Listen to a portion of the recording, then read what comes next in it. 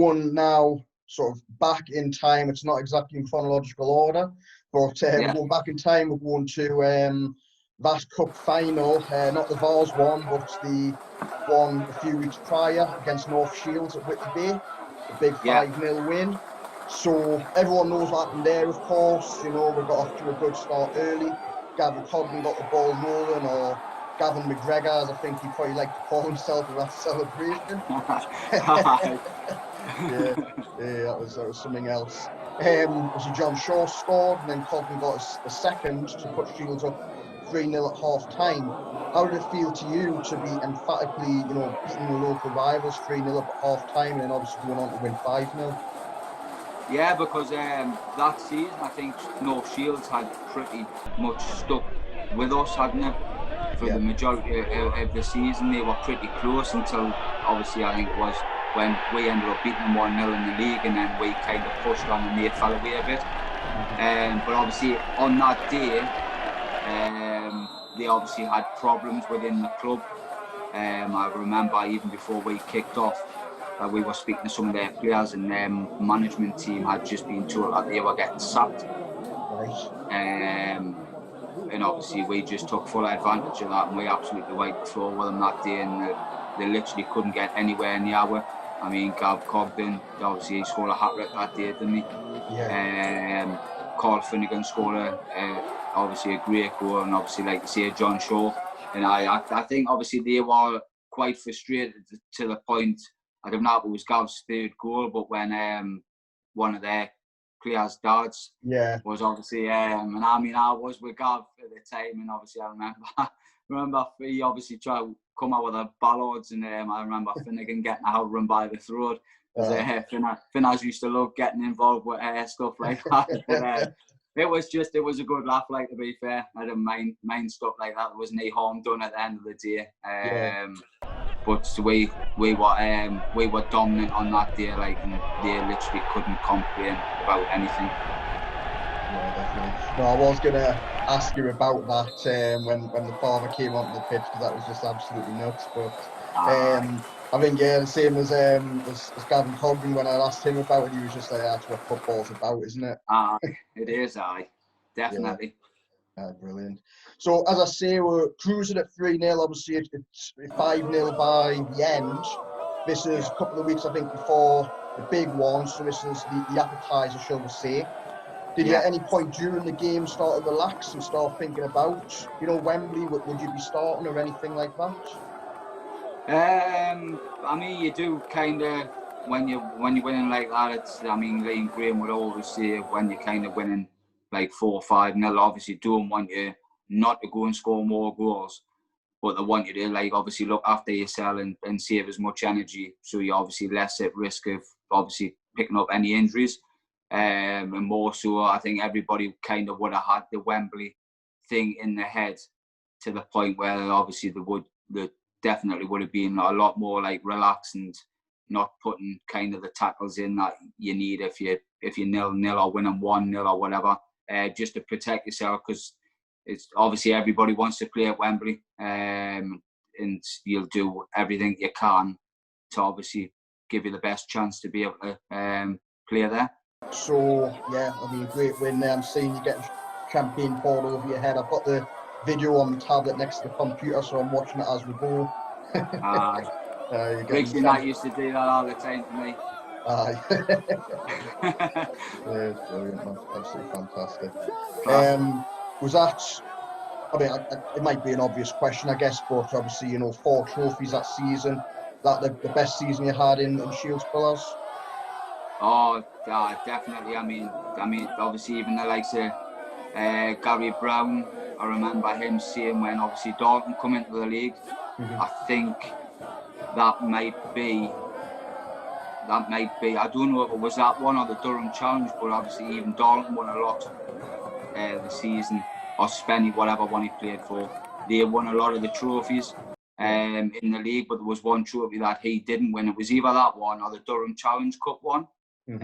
So for us to be able to win the whole lot in one season, obviously made us, obviously everybody obviously said that obviously we were the best team, and I don't think any other team has actually done that.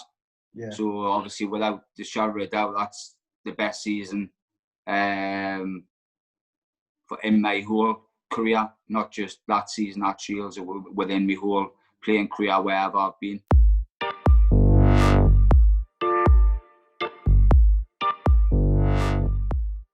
On to the big one, Wembley.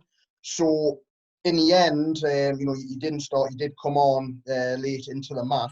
When would you normally find out if you're starting or not? So we found out the night before. Lee and Graham obviously spoke to everyone. Kind of, we had to go for a meeting in their room and have a little chat with them and stuff like that. So obviously we knew, and obviously every player that was starting and every player that was sub and the ones that were left out of the squad, obviously had to be prepared for whatever. Whether you were starting, whether you were on the bench, or whether you weren't in the squad. To be fair, I think that was probably the best way to do it. And fair play to them, because I think kind of with some of them, more so with me, with Briggsy, I was very surprised Briggsy didn't start that day. And if you're kind of expecting to start, and then you get that on the day of the game, it could affect you massively. So I think the way Lee and Graham did it, that was the best way, and it obviously prepared everybody the best way for the best way that they could. Yeah, definitely. So they wouldn't do that normally. You'd normally find out on the day, but obviously that being such a big occasion, they changed tack, so to speak. Yeah. So obviously, I mean, on the. I think they might still do that, mind. I think that they used to, if you weren't in the squad, they would kind of let you know a day or two before. Even in other games, regardless of being on the bench, you kind of would find out on the day of the game. When you got there, they would, if you had been playing in the team and then you were going new to the team, they would kind of pull you in and just have a little chat with you and stuff like that. So they've always been very professional in the way that, obviously, and very fair the way that they treat everyone. Obviously, you found out you weren't starting the game. I guess, like you say, you had the night to prepare yourself for it and probably get in the right mindset.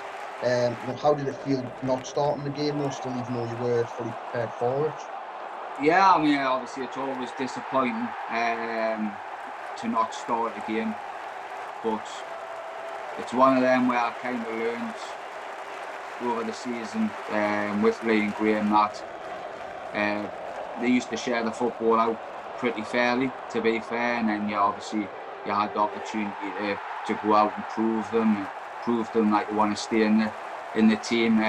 But I think it's a bit of a hard one, because even the Briggsy one, it's like the team played that well all that season that it could have been anybody who was left out. The starting lineup on that day. So I mean, you're obviously always gutted when you didn't start a game, and especially when you're playing at Wembley. But obviously, what you've got to think of is how good the squad is, and even some of them that weren't in the squad.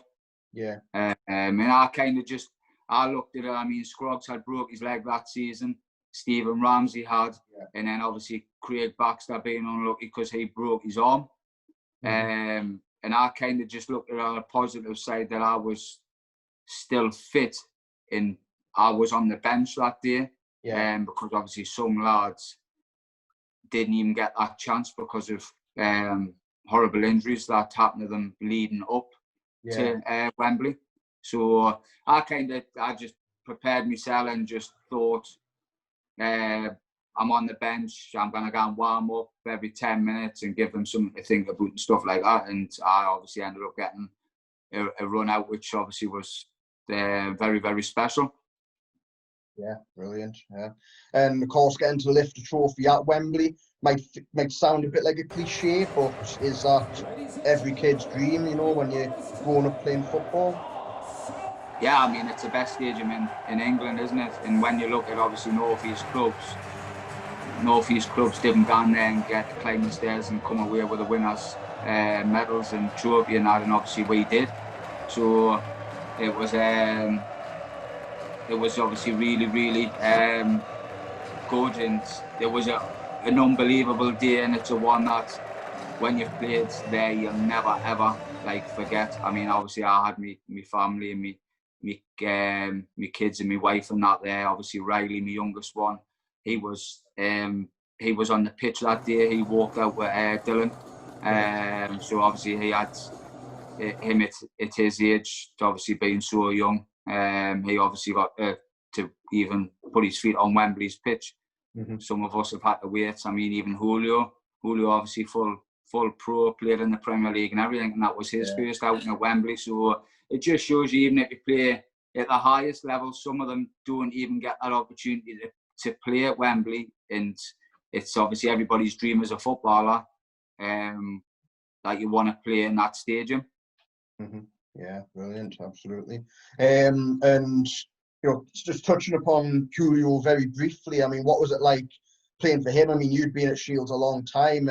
You know, what was it like, you know, first hearing that a player of his stature was actually going to come and play for Shields?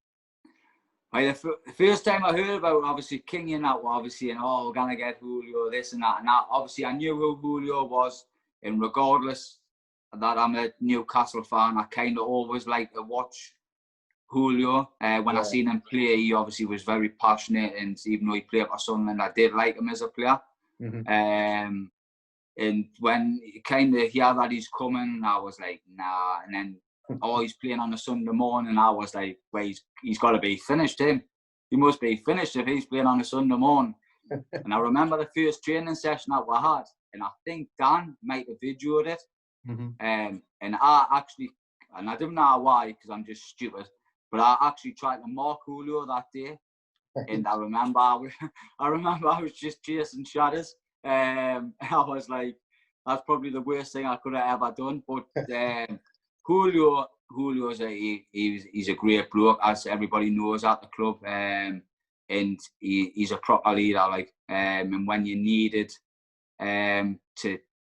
for a player to stand up and get you the results that you needed, he was the one who did it the majority of the time. Yeah, brilliant. And just coming back to Wembley and London briefly, I mean, obviously won the trophy, of course. What was the night out like after that? I really got me. After Wembley, I think we went up to a bar, not far away. I think we all walked up. And I think we spent a lot of time with the fans, which was always good. Obviously, we had obviously with wives and stuff like that were with us then. So kind of everybody had a good day, but obviously we always like to go and spend time with the fans, because obviously he's always there, and obviously acting like a 12th man to it, and good as goal, go after games and have a bit laugh and carry on and stuff like that. So it was nice to obviously win the trophy for the club and for the fans, and then go and spend a good amount of time with them after the game. And then afterwards, we obviously went back to the hotel, and Jeff had booked a room in the hotel, and we had a few free pints, and everybody kind of just mingled around with obviously different players at different times through the nights with the wives, and it was really, really good. And obviously it makes it extra special, and that's probably why it was that good when you've won it.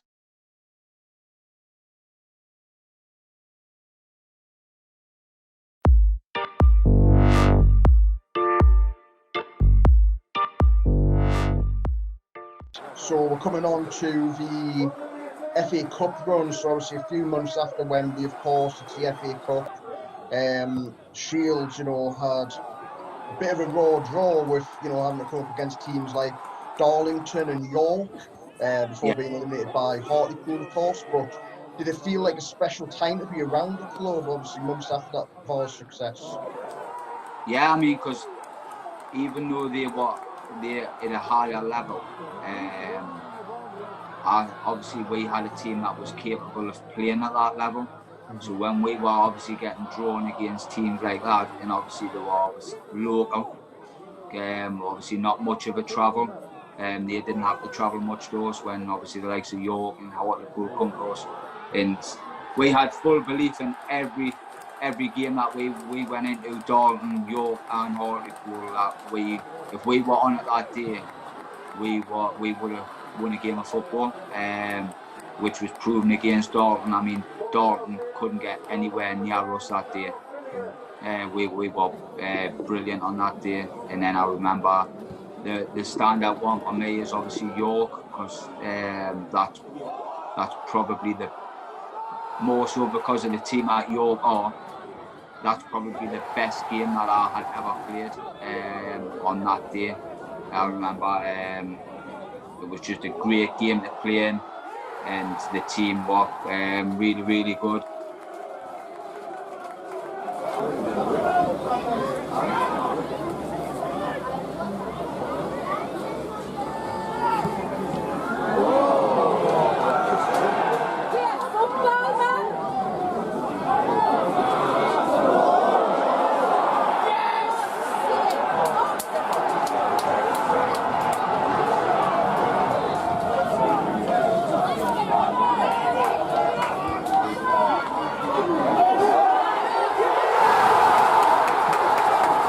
I remember when Cogden scored that last goal, we obviously went to celebrate, and obviously I went sliding in on the bottom, and everybody's kind of lay on top of us.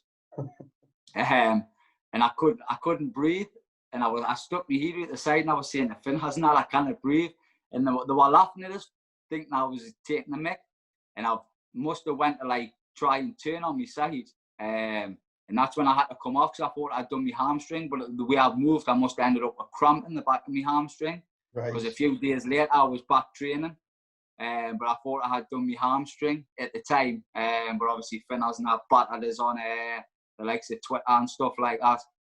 And in the group that we had taken the mick, because I had obviously telling them I couldn't breathe and having to let them carry on and laughing at my face with the panic I had on my face and that. So.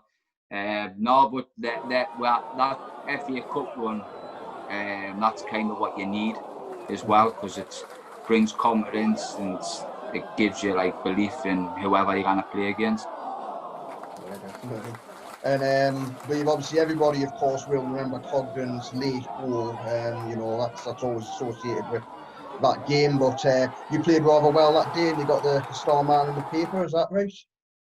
Yeah, I mean, I'm not a one to buy in papers, but I remember getting up the next day, and I remember a lot of tweets saying, "Oh, Baz, you got star player and this and that." Which again, when you're playing against York, you've obviously got a lot of good players, and when you're playing in the team that we've got, with a lot of very, very good players, to get the star man just obviously proves that obviously how well you've played in that game. So, you know, with that was a great time, of course, and obviously in general, a great career with Shields. Of course, ended at the beginning of last season with the friendly that you mentioned earlier on. If there was one thing that you could pick out from all that we've sort of talked about today, which one would it be, like right at the top for you? Like Wembley is the best one. Obviously you've had 15,000+ fans turn up for you on that day. You're playing in the best stadium in England, and we went on to win the trophy, and obviously the medals that you get, obviously you didn't think you're ever gonna get them. Some players like me, you know what I mean. So obviously I've always got that as a keepsake and that for obviously my kids and things like that. So the Wembley one is definitely at the top and will always be at the top, because it's that special. That's what every team in the Northern League kind of wants to do. Yeah. So Wembley definitely for me.